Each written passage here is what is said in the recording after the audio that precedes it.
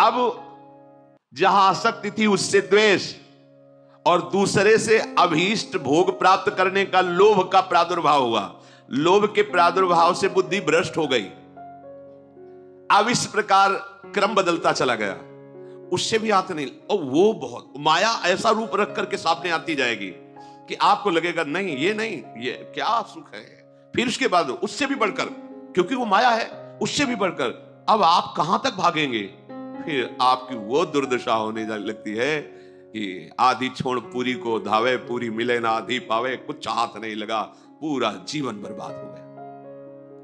अब हृदय में लोभ का क्रांत, क्रोध का क्रांत, राग द्वेष और पापाचरण के कारण विपत्तियां।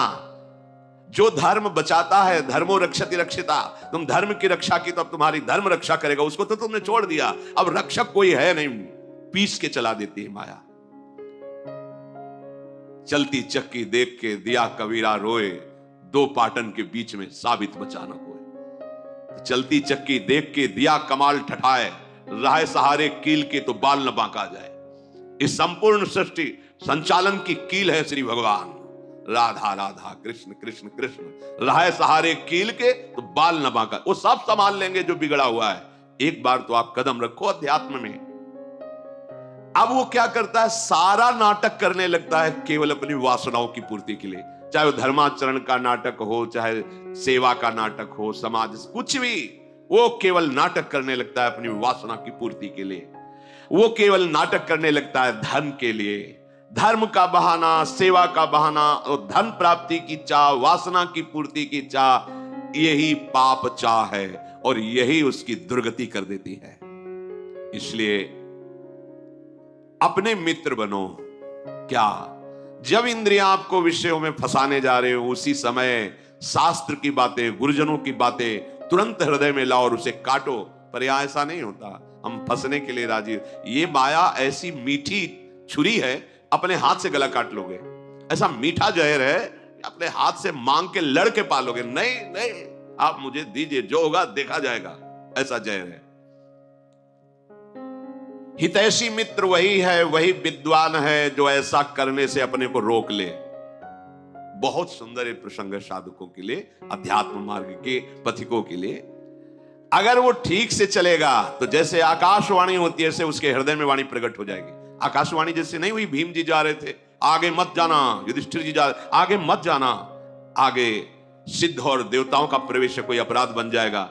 ऐसे अंदर तुम्हारे आने लगे, ए सावधान, अब तुमसे गलती होने वाली है।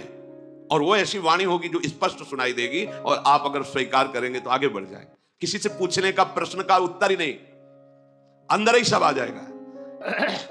ये बहुत महिमा की बात है। जैसे आकाशवाणी होती है, ऐसे तुम्हारे अंदर वाणी जागृत हो जाए, ए सावधान। बोले यार, कोई तो हृदय में रोक रहा था पर मैंने सुना नहीं, हाय सुन लेता तो आज ऐसी दुर्दशा को न प्राप्त होता।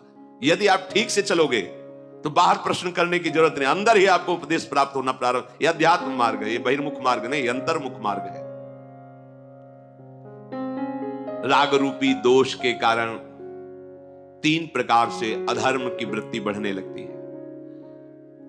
पहला है मन से पाप का चिंतन।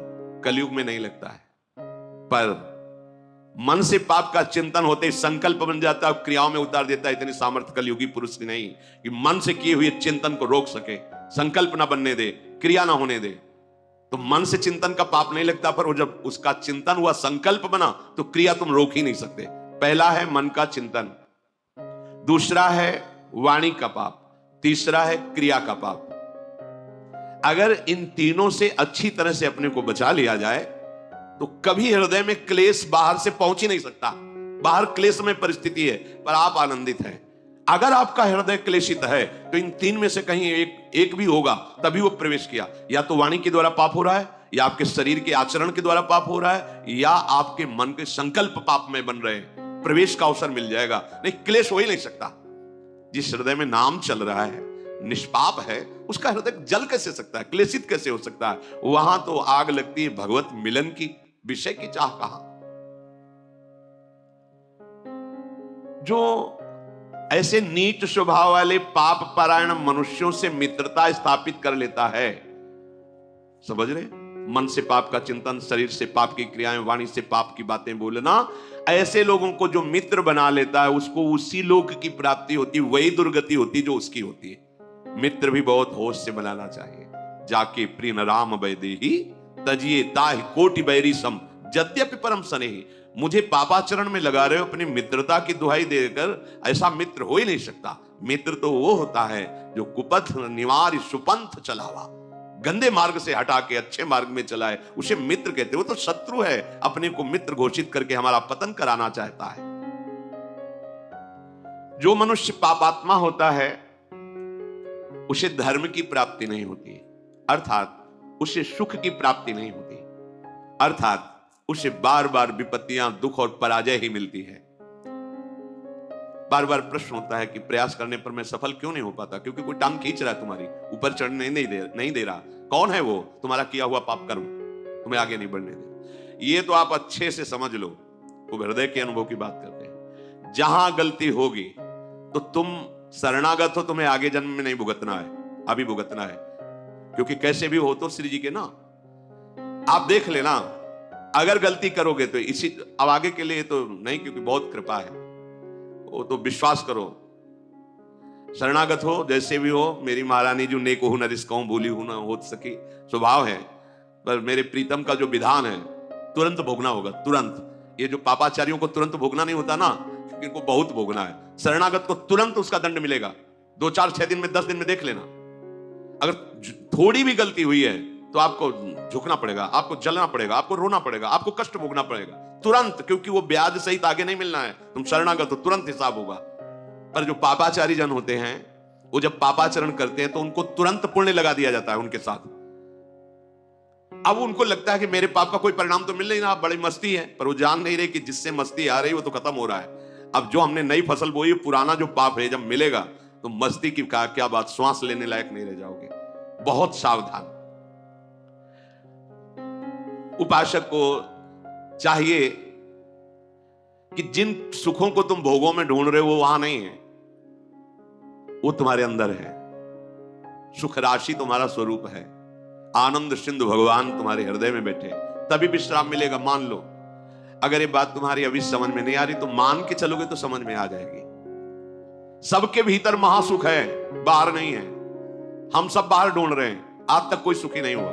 लौटो, अंदर लौटो। सर्वात्मना न विसृजेत बहिरिंद्रियाणि एकश्चरण चित्त मनंत ही से। अपने चित्त को अनंत महिमा वाले प्रभु के नाम में लगा दो, उनकी लीला कथा में, उनकी सेवा में सत्कार्य करते, अभी आनंद आ जाएगा। अभी आनंद की पहचान ही आप नहीं जानते। तुम्हारी बुद्धि पवित्र हो जाएगी, तुम सूक्ष्म हो जाओगे, तुम्हारे सामने तत्व होगा, ये सृष्टि नहीं होगी। तभी तुम महात्मा कह जाओगे। महात्मा उसी के आगे लगता है सर्व रूपों में अपने प्रभु का साक्षात्कार कर लेता है। वासुदेवा स्वरमिति स महात्मा सुदुर्लभा, वो दुर्लभ महात्मा है जो सब जगह अपने प्रभु का दर्शन करता है। चित्तस्य ही प्रसादेन हंति कर्म शुभाशुभम प्रसन्नात्मात्मनि स्थित्वा सुख मानन मश्नुते। जब तुम्हारा चित्त प्रसन्न हो जाएगा, सबसे बड़ी उपलब्धि हुई। चित्तस्य ही प्रसादेन, आनंद से लबालब हो रहा है चित्त। क्यों? क्योंकि आनंद का चिंतन हो रहा है। आनंद कौन है? प्रभु। मुरारी पादार्पित चित्त वृत्ति, एक एक वृत्ति से प्रभु का चिंतन कर रहा है, सब सेवाएं कार्य करते हुए। प्रसादेन, एकदम आनंद, प्रसन्नता। अगर चित्त ही प्रसन्न नहीं है तो समस्त शुभ कर्मों का फल जो सुख आया है लौकिक, वो जलाता रहेगा, तुम्हें सुख नहीं भोगने को मिलेगा। बहुत समझिए, चित्त प्रसन्न है तो आपके पास कुछ ना होते हुए भी आप बादशाह हैं, और चित्त जल रहा है तो सब कुछ होते हुए भी आप अभागी हैं। क्योंकि जो सुख चाहिए वो तो है नहीं, सब है, पर चित्त प्रसन्न नहीं है।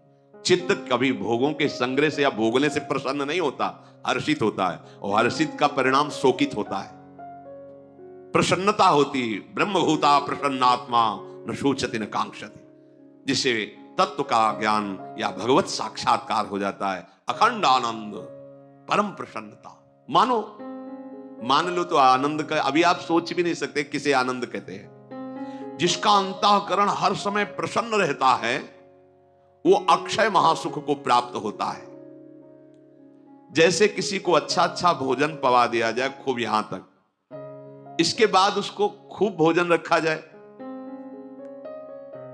ऐसी तृप्ति हो जाती है। ब्रह्मादिक के भोग 26 लागता है। अब उदाहरण उस आनंद का तो कोई है नहीं जोड़, तो कह रहे कि जैसे कोई खूब गले तक छक जाए, इसके बाद उसको कहो कि आधा लीटर खीर और पी लीजिए, थोड़ा गुलाब जामुन। ऐसे जब चित्त में भगवदानंद होता है तो ब्रह्मादिक के भोग भी उसे कैसे लगते हैं? विष के समान। अब और कछु न सुहाए, जुगल सेवा सुख पगे। कुछ नहीं, अब कुछ नहीं, अब कछु नाथ न चाहिए। प्रभु अब कुछ नहीं चाहिए, बस अब कृत्य कृत्य भयो। ये कब होगा? यही सुख है आप पाए। वो क्या?